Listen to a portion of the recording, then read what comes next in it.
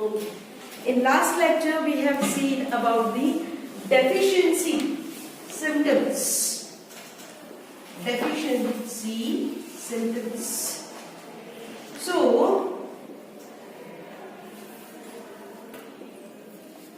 Deficiency symptoms क्या देखे थे बेटा? जैसे किसी के अंदर नेक्रोसिस हो रहा है, मतलब टिश्यूज की डेथ हो रही है, ये हमने देखा था। या तो किसी का क्लोरोसिस हो रहा है, मतलब वो पीले हो जाते हैं, उनकी जो वेन्स होती हैं, लीफ होते हैं, वो पीले हो जाते हैं, मतलब कि उनके अंदर क्लोरोफिल कंटेंट कैसा हो जाता है, कम हो जाता है, तो वो आपको पीले लगने लगते हैं। So this will effect the plant growth. तो कैसा होगा प्लांट ग्रोथ, कैसा होता जाएगा, स्टंटेड हो जाएगा, ठीक है। उसके बाद हमने ये भी देखा था कि ऑल ओवर उसका जो डेथ प्लांट की हो जाती है, क्योंकि उसके अंदर कुछ लीव्स होते हैं वो गिरने लगते हैं, falling of the leaves, death of the leaves. या कोई फ्रूट्स होते हैं या कोई फ्लावर्स होते हैं, बर्ड कंडीशन के अंदर ही फॉल करना चालू कर देते हैं, they start falling down due to the some kind of loss in the elements. जितना कंसंट्रेशन उस एलिमेंट्स का मिलना चाहिए उतना कंसंट्रेशन उस प्लांट को नहीं मिलता है, जिसकी वजह से कुछ सिम्टम्स उस प्लांट के अंदर दिखते हैं, ठीक है। So based on this we can say due to the deficiency symptoms. अब क्या होगा बेटा कि कोई एक एलिमेंट है, suppose we can say a single element can show multiple symptoms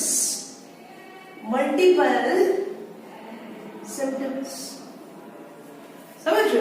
कोई एक एलिमेंट की कमी है, फॉर एग्जाम्पल नाइट्रोजन की कमी है, जो सबसे ज्यादा सारे पार्ट्स में चाहिए होता है। प्लांट्स के कोई भी पार्ट ले लो, चाहे लीफ, रूट, स्टेम, कोई भी पार्ट ले लो, यू मस्ट रिक्वायर नाइट्रोजन। अब माना कि ये सिंगल एलिमेंट नाइट्रोजन की कमी है, तो इसकी वजह से क्या शो होगा बेटा, मल्टीपल सिम्टम्स होंगे। वो बेचारा कहीं पे उसकी क्लोरोसिस दिखाएगा, कहीं पे उसकी वजह से कहीं पे स्टोमेटा ओपन क्लोज नहीं हो रहा होगा। सो इनडायरेक्टली एक एलिमेंट ज्यादा सिम्टम्स भी दिखा सकता है, ठीक है।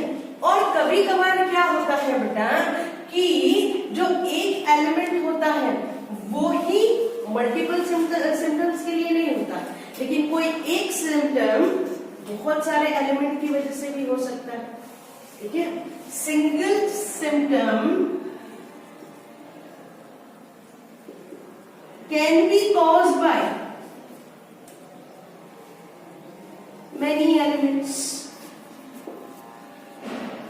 दो सेंटेंस अलग अलग है, यहां पे सिंगल सिम्टम्स है, जैसे फॉर एग्जाम्पल पीला हो जाना, जैसे पूरे प्लांट के सारे पत्ते पीले हो रहे थे, तो उसमें कोई एक एलिमेंट रिस्पॉन्सिबल नहीं, जैसे नाइट्रोजन नहीं था, बहुत सारे एलिमेंट रिस्पॉन्सिबल है, ठीक है। वो नाइट्रोजन हो सकता है, वो पोटेशियम हो सकता है, वो आयरन हो सकता है। जैसे आयरन और मैग्नीशियम जो रहते हैं वो क्लोरोफिल के स्ट्रक्चर में मदद करते हैं, ठीक है। हमने क्लोरोफिल का स्ट्रक्चर देखा था बेटा, तो सपोज के बीच में मैग्नीशियम था, आजू बाजू में क्या होता है, नाइट्रोजन होता है, ठीक है।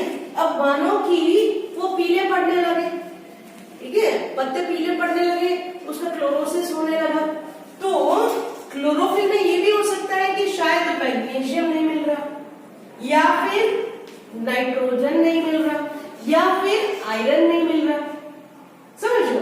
तो ऐसा जरूरी नहीं होता कि सिंगल सिम्टम के लिए सिंगल एलिमेंट ही होता है, कभी कभार सिंगल सिम्टम्स के लिए ज्यादा एलिमेंट भी रिस्पॉन्सिबल होते हैं, समझ लो। तो एक single element can show multiple symptoms, ठीक है। फॉर एग्जाम्पल नाइट्रोजन में बहुत सारे सिम्टम्स, क्योंकि वो तो सारे पार्ट्स में है, तो सूखने भी लगेगा, पीला भी पड़ने लगेगा, स्पॉट्स भी होने लगेंगे, सब कुछ दिखने लगेगा। तो single element can cause multiple symptoms, और single symptom can be caused by many elements, ठीक है। तो सिर्फ पीला ही है, तो सिर्फ क्लोरोफिल कम हो रहा है, लेकिन उसके लिए मैग्नीशियम भी रिस्पॉन्सिबल है, नाइट्रोजन भी रिस्पॉन्सिबल है, आयरन भी रिस्पॉन्सिबल है, समझ लो। इसका मतलब कि ये दो सेंटेंस को खास याद रखना पड़ता है जब डेफिशिएंसी सिम्टम्स की बात करते हैं। इसका मतलब कि कोई एलिमेंट का कंसंट्रेशन कैसा हो रहा है बेटा, है, जितना रिक्वायर्ड है या तो उससे ज्यादा होगा या तो उससे कम होगा, तो वो क्या शो करेगा, it will show some kind of symptoms in the plants. समझ रहे हो बेटा, यहां तक समझे? So it will vary from plant to plant. ऐसा नहीं है कि सपोज कि नाइट्रोजन जो सिम्टम्स नीम में दिखा रहा है, सेम नाइट्रोजन की कमी से वो मैंगो का ट्री भी सेम सिम्टम दिखाएगा। इट्स डिफरेंट, भले वो नाइट्रोजन एलिमेंट है। So different plant will show different symptoms based on the element. अगर सेम एलिमेंट है फिर भी दो अलग अलग प्लांट उसके अलग अलग सिम्टम्स दिखाएगा। समझ लो, जैसे इसमें भी नाइट्रोजन, जैसे बड़ा सा पेड़ है मैंगो का, ठीक है, ऐसा मान लो कि this is a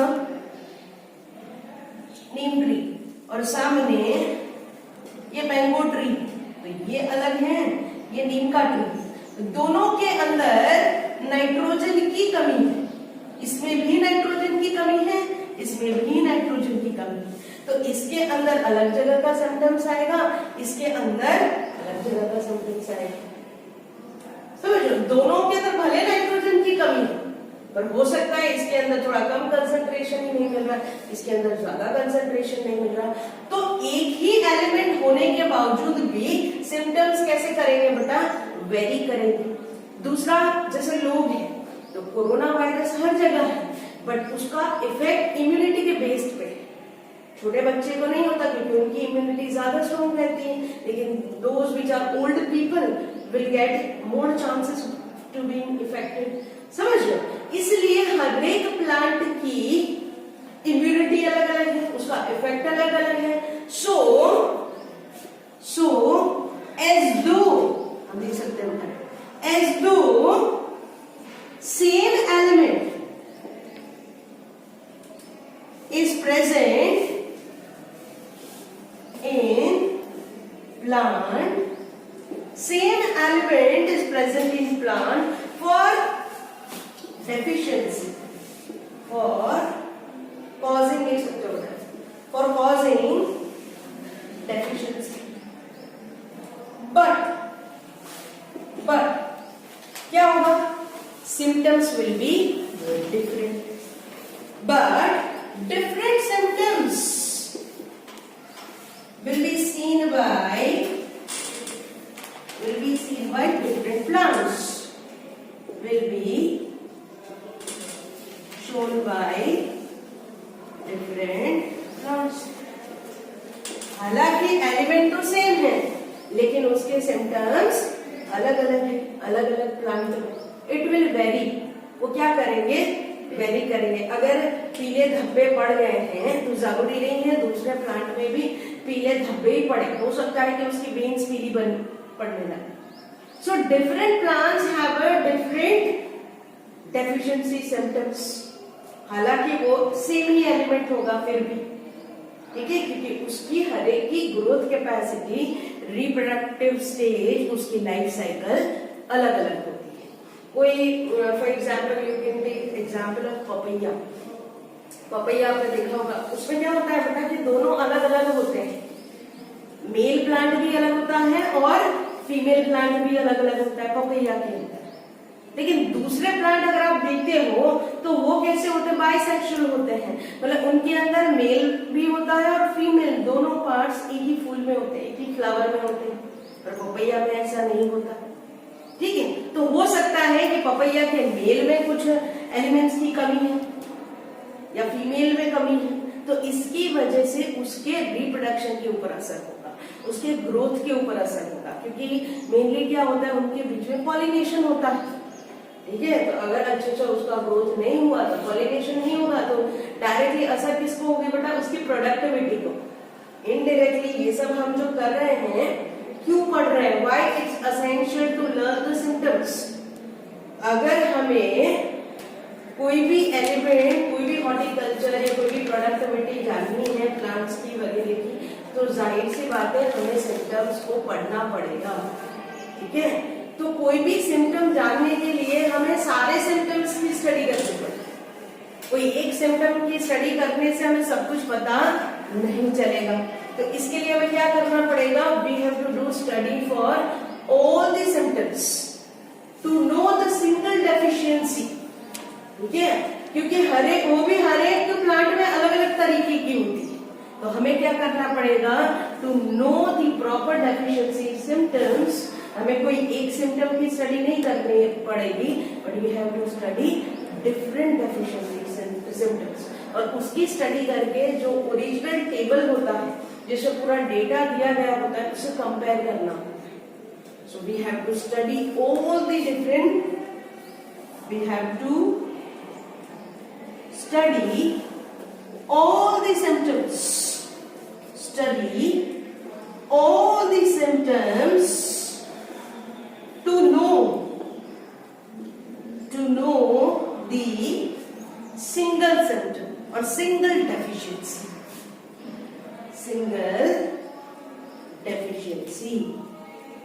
and we can compare with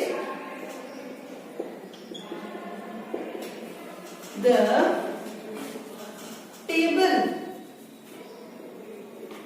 we can compare with the table. Table मतलब जिसमें सारी इंफॉर्मेशन दी गई होती है, उससे वो सिम्टम की स्टडी करो और कंपेयर करो ओरिजिनल के साथ, कि अगर ऐसा किसी ने स्टडी किया है, उसने ये रिजल्ट दिया, तो मेरे मुताबिक क्या रिजल्ट आना चाहिए। तो ही आपको एक ने स्टडी कर ली है बेटा, तो आपको क्या करना है, उस पर्टिकुलर प्लांट की स्टडी करके उसके रिजल्ट के साथ कंपेयर करना है, तभी आपको पता चलेगा। एक कोई बंदा सारे प्लांट्स के ऊपर रिसर्च नहीं कर लेता, अलग अलग साइंटिस्ट को अलग अलग, जैसे मैंने 5 पेड़ ले लिए, मैंने 5 अनुभव ने ले लिए, 5 उमेश ने ले लिए, 5 अर्फिया ने ले लिया, इस तरीके से डिस्ट्रीब्यूशन करना पड़ता है। Why? Because we have a lot of biodiversity. ठीक है, बहुत सारी बायोडाइवर्सिटी है, तो हमें क्या करना पड़ेगा, स्टडी करना। एक ऐसा नहीं है कि सिंगल सिम्टम के लिए सिर्फ सिंगल प्लांट को स्टडी किया, आपको हर एक सिम्टम्स की स्टडी करनी है, तो ही आपको उसके बारे में पता चलेगा। Then you have to compare with the table which has been given all the kind of information. समझ रहे हो? तो इस तरीके से हमने डेफिशिएंसी सिम्टम्स को देखा। ठीक है, इतने पॉइंट्स लिख लो, 1 2 3 और 4 पॉइंट्स लिख लो, उसके बाद अपना टॉक्सिसिटी वाला टॉपिक करते हैं। ठीक है, next topic is toxicity of microelements.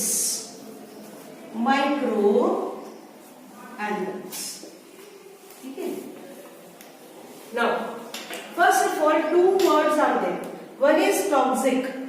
ठीक है, टॉक्सिक का मतलब क्या होता है बेटा, toxic means those elements which are harmful to the plants, those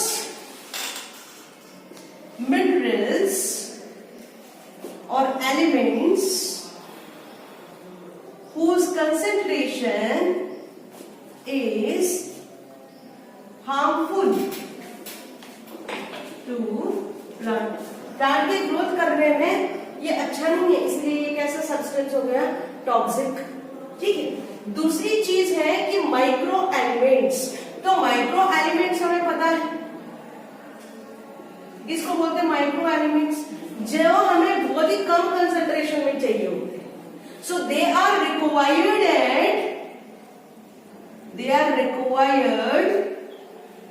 and low concentration. समझ रहे हो? कम कंसंट्रेशन में चाहिए होते हैं, कम अमाउंट में चाहिए होते हैं। जैसे हमने पहले डिमार्केट किया था कि कितने एसेंशियल एलिमेंट है, तो टोटल तो वैसे 105 थे, पर उसमें से भी 60 ही ऐसे हैं जो कि रिक्वायर्ड होते हैं अलग अलग डिफरेंट प्लांट्स के लिए। उसमें से भी 17 ही ऐसे हैं एलिमेंट्स जो कि मैक्रो और माइक्रो में डिवाइडेड है। ठीक है, only 17 essential elements are there which are required for growth and development. अब उसमें से भी हमने जो डेफिशिएंसी सिम्टम्स देखे या हमने जो फंक्शंस देखे वो कैसे थे बेटा, 6 और 7 मतलब 13 ऐसे एलिमेंट्स थे जो कि पर्टिकुलरली हमें सॉइल में से ही मिलते हैं। 13 एलिमेंट्स जो कि मैक्रो भी थे और माइक्रो थे, जिसका रिक्वायरमेंट ज्यादा था प्लांट को और जिसका रिक्वायरमेंट कम था। ठीक है, so if micro elements are there, इसका मतलब क्या है, they are required in low concentration, लेकिन उनके बगैर भी चलेगा नहीं. Growth will not be possible without micro elements. So micro elements are also having importance. They are also having importance. ठीक है, लेकिन हमने बात की थी क्रिटिकल कंसंट्रेशन. किसकी बात की थी बेटा? Critical concentration. So according to critical concentration of micro elements, कैसा होगा क्रिटिकल कंसंट्रेशन बेटा?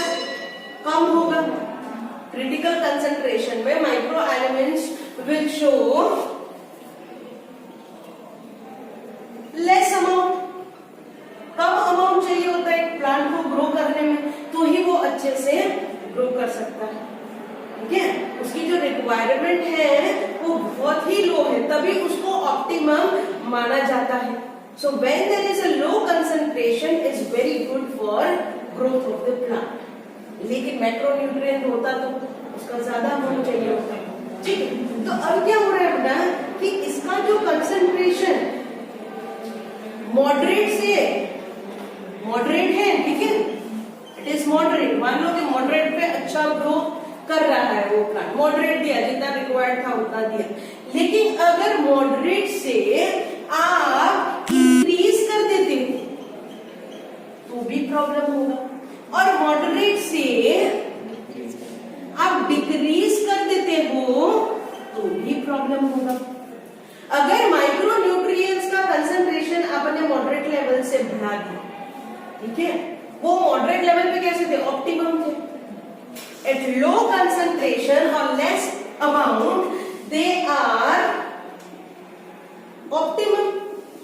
ऑप्टिमम ग्रोथ के लिए उनका कंसंट्रेशन कम होना बहुत जरूरी होता है, क्योंकि ऑलरेडी वो कम अमाउंट में ही चाहिए. लेकिन ये कम अमाउंट में भी मॉडरेट से भी अगर उसको इंक्रीज कर दिया जाए, मतलब ढेर सारा माइक्रो न्यूट्रिएंट्स उसके अंदर डाल दिया जाए बेटा, तो this will lead to toxicity. This will lead to toxicity in plant. Toxic हो जाए. एक तो वैसे भी रिक्वायरमेंट कैसी थी बेटा? लो कंसंट्रेशन की थी फॉर ऑप्टिमम ग्रोथ. लेकिन वो मॉडरेट को भी हमने कैसा किया? मॉडरेट लेवल उसका कैसा कर दिया? इंक्रीज कर दिया. तो इफ दे मॉडरेटली इंक्रीज तो क्या होगा? टॉक्सिक होगा प्लांट्स में. और अगर इसको डिक्रीज कर दिया तो they will show a deficiency symptoms. So they will show deficiency in plants. समझ रहे? अगर कम है, कम है, डिक्रीज कर दिया, ठीक है, तो आपको डेफिशिएंसी दिखेगी. अब मॉडरेट लेवल से डिक्रीज करना मतलब कम तो था ही, उससे भी और कम कर दो, और मॉडरेट लेवल से बढ़ा दो, मतलब उनका अमाउंट ढेर सारा. जैसे 4 डालना है ना, तो 4 की जगह 10 डाल दो. ठीक है, सो इस तरीके से माइक्रो न्यूट्रिएंट्स की वजह से टॉक्सिसिटी भी होती है और डेफिशिएंसी भी होती है. समझ रहे हो? तो हम कब बता सकते हैं बेटा कि कोई माइक्रो न्यूट्रिएंट्स की वजह से वो प्लांट बीमार हो रहा है? What is the criteria? ठीक है, ऐसा कौन सा क्राइटेरिया है जिसके ऊपर हम बता सकते हैं भाई ये माइक्रो न्यूट्रिएंट की वजह से ये प्लांट मर गया, ये प्लांट टॉक्सिक हो गया. ठीक है, कभी देखना आप road sided sometimes what happen that due to the low concentration और high concentration of micronutrients, the trees or shrubs or herbs used to die near the river banks or near the all the nalas or gutters or tunnels. ठीक है, क्यों? क्योंकि ऐसा जरूरी नहीं है कि मैक्रोन्यूट्रिएंट की वजह से ही सब असर दिखाता है, डेफिशिएंसी दिखाता है. माइक्रोन्यूट्रिएंट्स की कमी की वजह से भी होता है. तो व्हाट इज द क्राइटेरिया? ठीक है, तो इन लोगों ने क्या किया, एक क्राइटेरिया डिसाइड किया. अब क्राइटेरिया ये था कि अगर कोई भी माइक्रोन्यूट्रिएंट्स उस प्लांट के ड्राई वेट को 10% से रिड्यूस कर देता है, 10% से रिड्यूस कर देता है उसके ड्राई वेट को, तो उसको माइक्रो न्यूट्रिएंट माना जाएगा। ठीक है, उसको टॉक्सिक माना जाएगा। तो टॉक्सिक कब माना जाएगा? एक माइक्रो न्यूट्रिएंट तो रिक्वायर्ड है, ठीक है, ये प्लांट था तो ये तो खुश था बेचारा, तो बहुत खुश था कि हाँ मेरे को तो माइक्रो न्यूट्रिएंट्स भी मिल रहे हैं, मेरे को तो मैक्रो न्यूट्रिएंट्स मिल रहे हैं। अब हुआ क्या कि माइक्रो न्यूट्रिएंट्स का कंसंट्रेशन एकदम से बढ़ गया। ठीक है, कम अमाउंट में चाहिए था लेकिन ढेर सारा मैक्रो तो था ही नहीं, खत्म होने लगा, और माइक्रो दे क्या इसको। अब इसको माइक्रो एलिमेंट्स देने की वजह से इंक्रीज, मॉडरेट लेवल से भी इंक्रीज करने की वजह से इसके अंदर क्या शो हुआ बेटा? टॉक्सिसिटी। अब ये देखोगे कैसे? तो ये प्लांट क्या करेगा? It will reduce the dry weight by 10%। इसका जो ड्राई वेट होगा वो कितना रिड्यूस हो जाएगा? 10% कम हो जाएगा। बता पाओगे कि ये किसकी वजह से हुआ? क्योंकि वो माइक्रो एलिमेंट को कंसिडर किया जाएगा वो टॉक्सिक है। So how you can decide the toxicity? कैसे डिसाइड करोगे टॉक्सिसिटी? अगर उसके प्लांट का ड्राई वेट 10% रिड्यूस हो जाता है तो you can declare that plant micronutrients as a toxic element. ठीक है, समझ आया यहाँ तक? तो ये पॉइंट लिख दो कि यू कैन, यहाँ पे लिख दो, इधर ये पॉइंट लिखना बहुत इंपॉर्टेंट पॉइंट है। You can consider micronutrients as toxic element only when it reduces the dry weight of plant up to 10%। अगर वो 10% तक उसका रिड्यूस कर देता है ड्राई वेट को, तो आप उसको टॉक्सिक एलिमेंट डिक्लेयर, उस माइक्रो न्यूट्रिएंट्स को टॉक्सिक एलिमेंट कह सकते हो। ठीक है, कैसी हो जाएगी? 10% रिड्यूस हो जाएगी। क्या? चलो लिख लो।